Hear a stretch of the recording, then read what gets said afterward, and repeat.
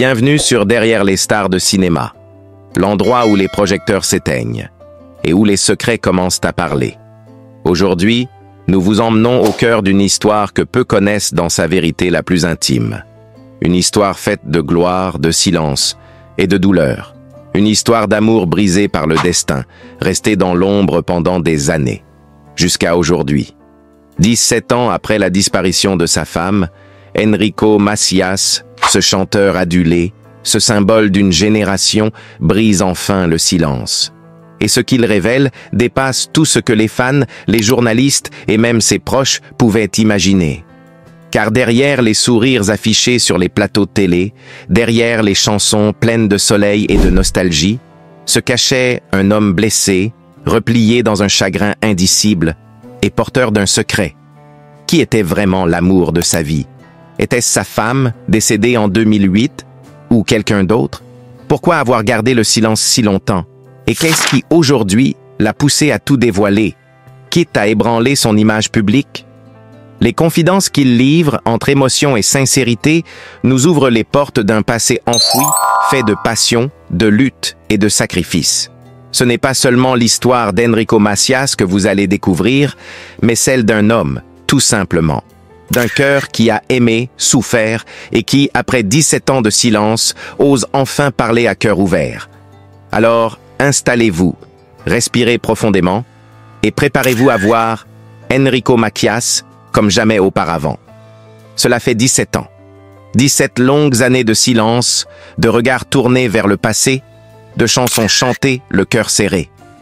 Le temps est passé, mais Enrico Macias, lui, n'a jamais vraiment refermé cette plaie. Depuis la disparition brutale de son épouse, Suzy, en 2008, l'artiste n'a cessé d'honorer sa mémoire, publiquement par ses mots, discrètement par son regard. Mais ce que personne ne savait, ce que personne n'aurait pu deviner, c'est qu'une vérité restait enfouie, trop intime, trop bouleversante pour être partagée. Jusqu'à aujourd'hui, Enrico Macias parle, et ce qu'il révèle réécrit toute une histoire d'amour. Dans une interview récente, donnée à huis clos à un journaliste de confiance, le chanteur se livre comme jamais. Sa voix est posée, mais son regard tremble.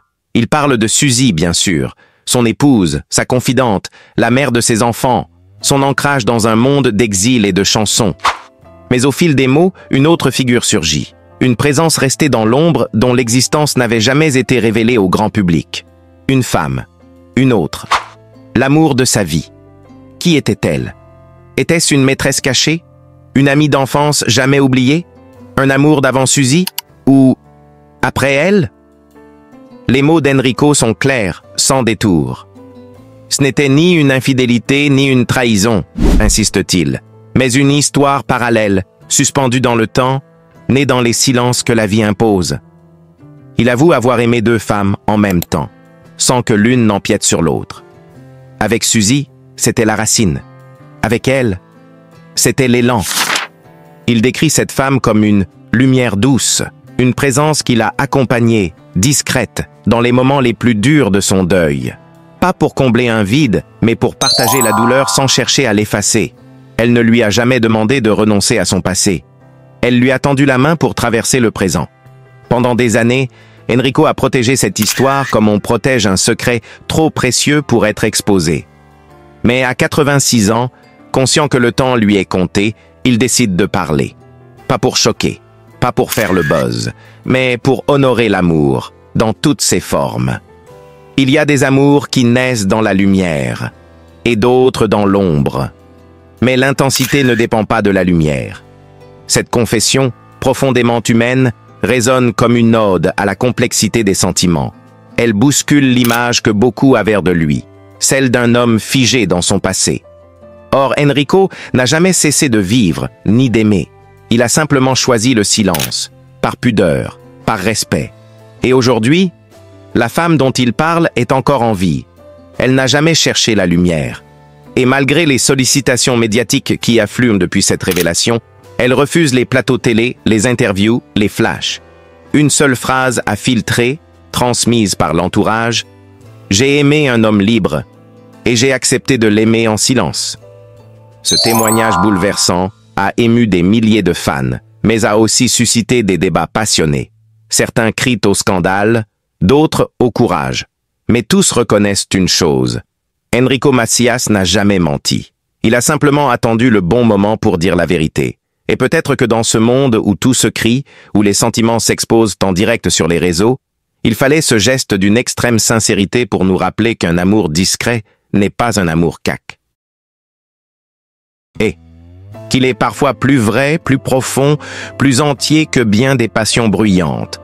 Cette révélation marque un tournant dans la vie publique d'Enrico Macias. Ce n'est plus seulement l'artiste qu'on écoute, mais l'homme qu'on entend enfin. Et à travers ces mots, c'est un miroir qu'il tend à chacun d'entre nous. Car qui n'a pas, un jour, aimé en silence? Qui n'a pas gardé en soi un amour interdit, ou impossible, ou trop beau pour le monde? Le rideau est tombé. La scène est vide. Mais dans le cœur d'Enrico, les applaudissements résonnent encore, portés par les souvenirs et par la paix d'avoir enfin tout dit. Mais alors, qui est vraiment cette femme dont Enrico Macias parle avec tant de tendresse? Pourquoi maintenant, après 17 ans de silence? Et pourquoi cette confession résonne-t-elle comme un adieu déguisé? Très peu le savent, mais après la mort de Suzy, l'amour de sa vie, Enrico a sombré dans une solitude profonde. Les projecteurs étaient là, les hommages aussi, mais l'homme derrière la légende était brisé. Il refusait les mondanités, se repliait dans ses souvenirs, et même la musique, son refuge de toujours, semblait incapable de réparer les fissures de son cœur. Et pourtant, c'est justement à ce moment de sa vie, alors que tout semblait figé dans la douleur, qu'une présence discrète est venue tout bouleverser. Elle s'appelait Claire. Pas une célébrité, pas une fan hystérique.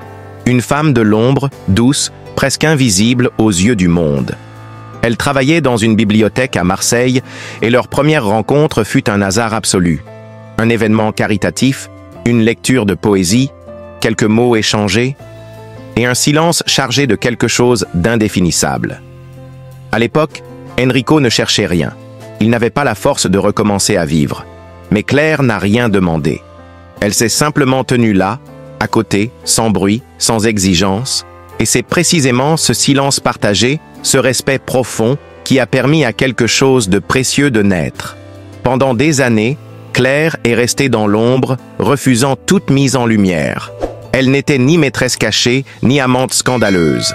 Elle était cette présence constante, apaisante, qui connaissait les douleurs d'Enrico mieux que quiconque. Il disait d'elle qu'elle était la respiration entre deux notes, cette pause subtile entre deux moments d'émotion. Leur relation, profonde mais secrète, a duré plus de 10 ans. Et pourtant, jamais Claire n'a voulu s'afficher. Jamais elle n'a souhaité prendre la place de Suzy. Elle comprenait, elle respectait, elle aimait en silence. Et Enrico, dans l'intimité de ses confidences, a révélé aujourd'hui qu'il avait envisagé à plusieurs reprises de rendre cet amour public, de l'assumer pleinement. Mais Claire a toujours refusé, non par peur du scandale, mais par amour de la pudeur, par fidélité à la mémoire de Suzy, et peut-être par peur de briser l'équilibre fragile qu'ils avaient construit. Ce qui bouleverse le plus, c'est ce qu'Enrico révèle ensuite. Pendant toutes ces années, il a écrit à Claire des dizaines de lettres. Des lettres jamais envoyées, des chansons jamais enregistrées, des poèmes griffonnés dans l'urgence de l'émotion. Il les garde précieusement, dans une boîte en bois posée au pied de son lit. Et c'est aujourd'hui, à 86 ans, qu'il a décidé de les partager avec le monde. Pas pour choquer, pas pour faire parler, mais parce que, dit-il, « Si je pars demain, je veux qu'on sache qu'elle a existé, qu'elle a aimé et qu'elle m'a sauvé. » Ces mots, simples et déchirants, ont bouleversé toute l'équipe de tournage. Plus personne ne parlait, pas un souffle, juste le poids immense d'une vérité que le temps n'avait pas réussi à enterrer. Dans les prochains épisodes, nous vous dévoilerons certaines de ces lettres. Des extraits inédits, intimes, d'une intensité rare. Vous découvrirez aussi les chansons abandonnées, jamais enregistrées, mais qui vibrent encore de cette douleur douce, de cette mémoire vive. Et surtout, nous reviendrons sur les réactions de la famille d'Enrico, sur les silences, les tensions, les incompréhensions. Car oui, aimer après le deuil, aimer en silence, c'est aussi parfois déranger ceux qui refusent de tourner la page. Mais au fond, peut-on réellement tourner la page sur un amour aussi grand que celui qu'Enrico a vécu avec Suzy? Et peut-on en vivre un autre sans trahir le premier? Le débat est lancé. À vous de juger. Une chose est certaine, cette histoire bouleverse notre vision de l'amour. Elle nous rappelle que derrière chaque star, il y a un être humain, fragile, complexe et infiniment sincère. Abonnez-vous, activez la cloche, car ce que vous allez découvrir dans les prochaines minutes va changer à jamais votre regard sur Enrico Macias et sur l'amour lui-même. Avant de devenir une légende vivante de la chanson française, Enrico Macias était d'abord un jeune homme nommé Gaston Grenassia, né à Constantine, en Algérie, le 11 décembre 1938.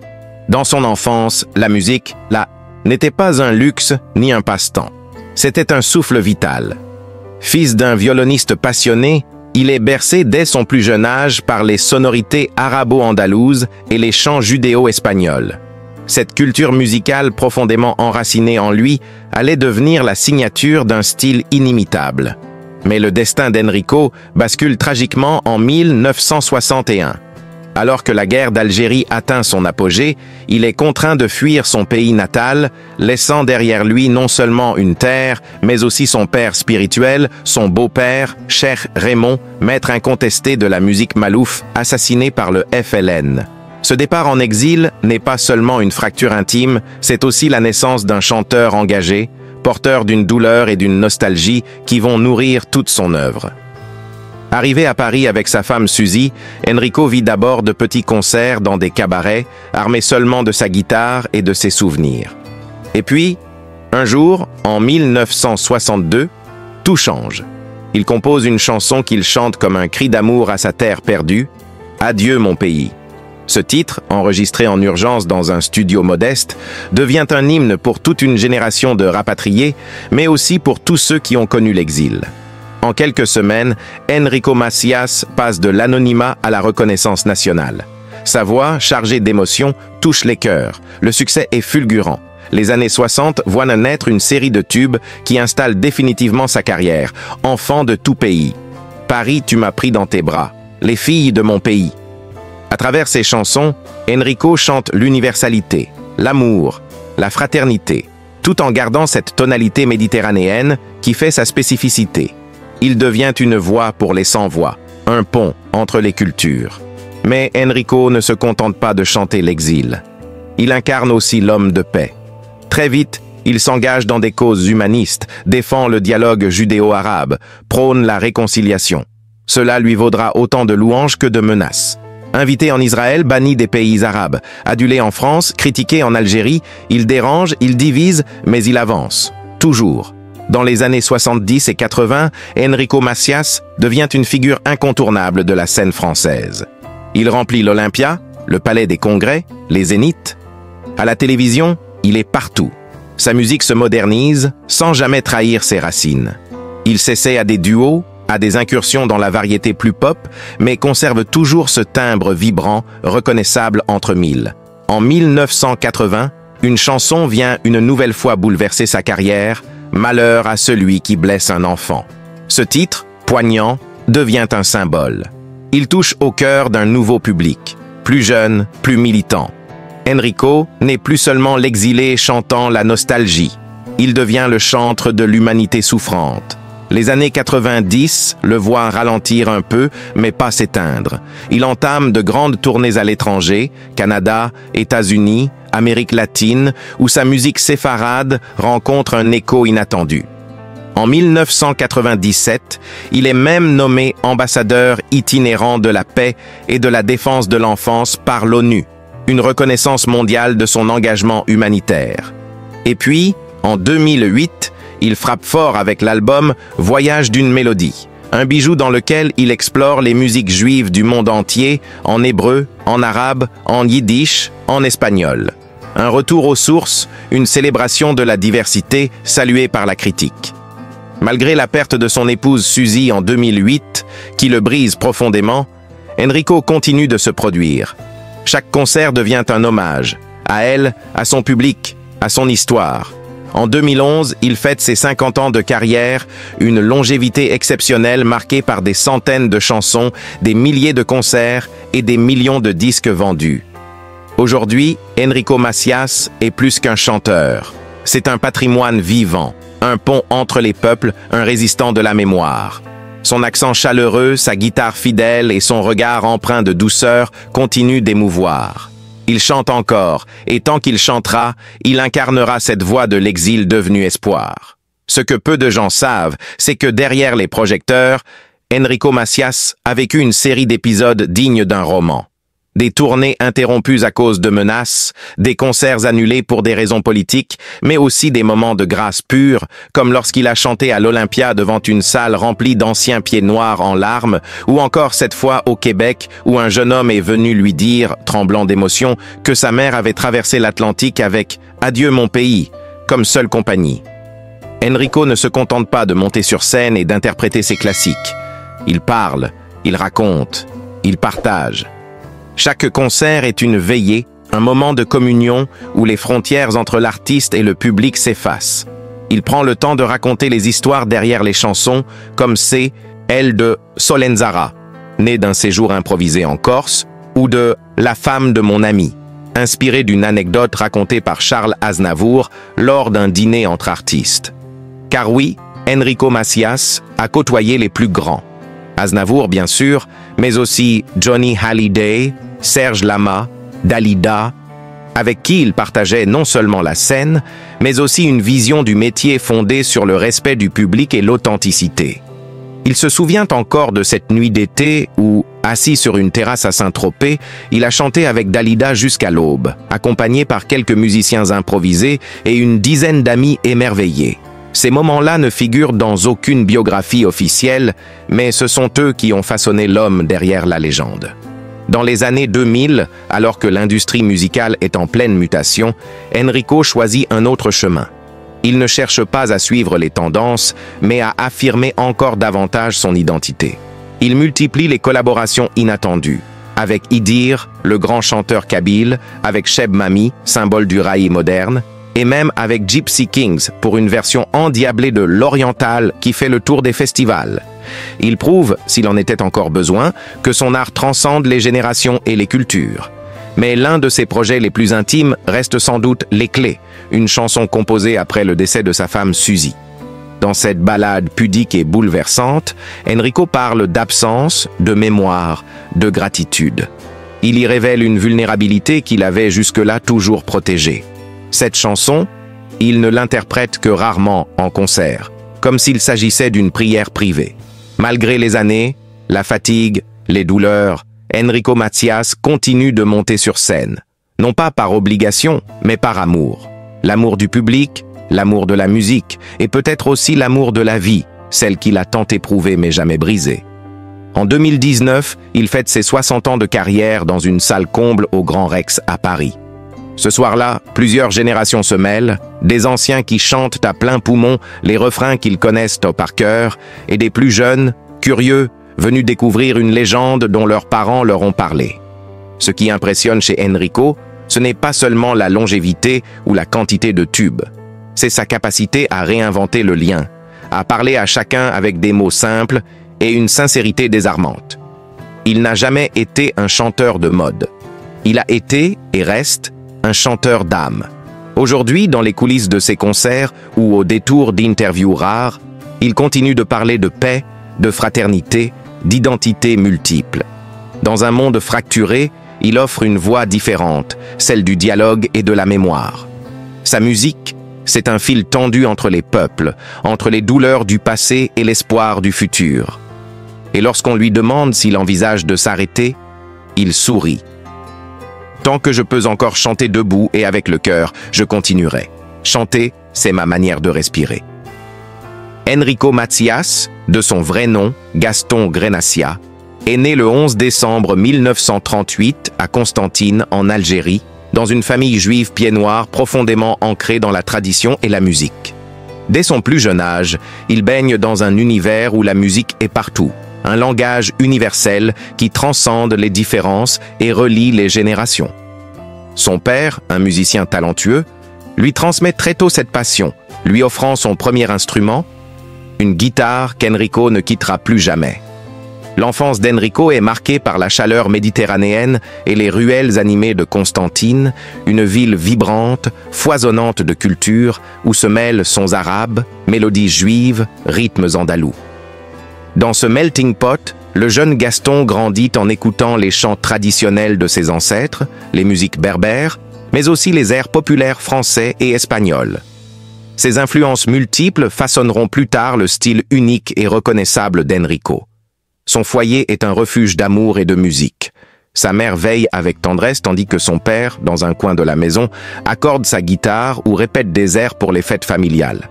Dès l'âge de 6 ans, Enrico montre un don particulier pour la musique. Il apprend à jouer, à chanter, fasciné par les sonorités qui l'entourent. Son premier spectacle improvisé, donné à l'école, remporte un succès inattendu, éveillant en lui la certitude que la scène sera son destin.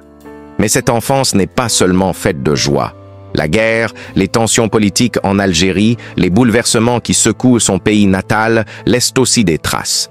Enrico, enfant, comprend déjà que la vie est fragile, que les racines peuvent être arrachées à tout moment.